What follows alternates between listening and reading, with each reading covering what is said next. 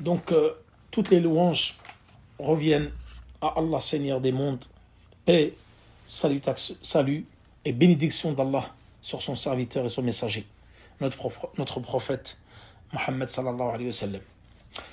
Donc, ceci étant, comme nous l'avons dit, nous allons expliquer un nouveau livre qui est un épître très très important, qui est aussi de Cheikh al-Islam, Mohammed ibn Abdel Wahhab.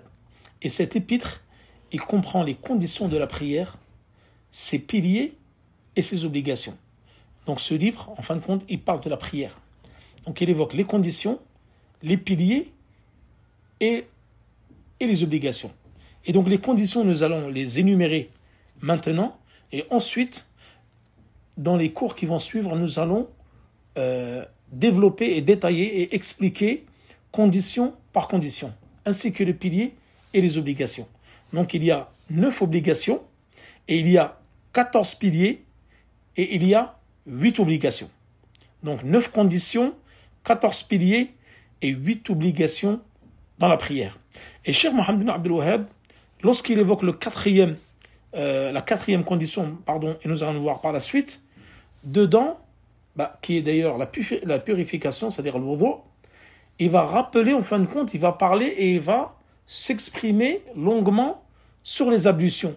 C'est-à-dire c'est la quatrième condition de la salat, la purification, mais ensuite lui, il va parler de la purification en évoquant ces 10 conditions.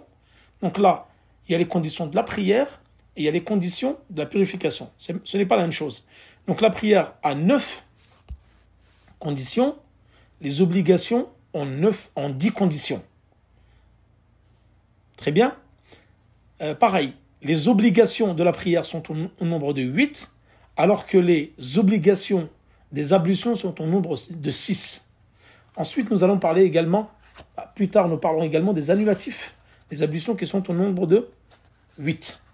Voilà. Donc les 9 conditions, nous allons les relater de façon sommaire.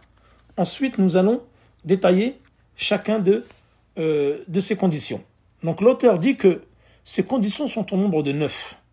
Donc la première, c'est l'islam. Ensuite, la raison. Ensuite, l'âge de discernement. Ensuite, ôter le hadith, c'est-à-dire la purification. L'élimination des souillures. Izalat al-najasa. Couvrir sa nudité, c'est-à-dire satr al-awra. L'entrée de l'heure de la prière. Dukhul al-waqt. Et l'orientation en direction de la qibla qui est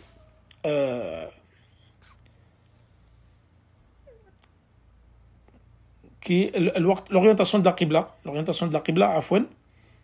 Ensuite, la 9e condition, c'est l'intention. Voilà. Donc, ces conditions, je vous les ai évoquées de façon sommaire. Et ensuite, nous allons traiter condition par condition.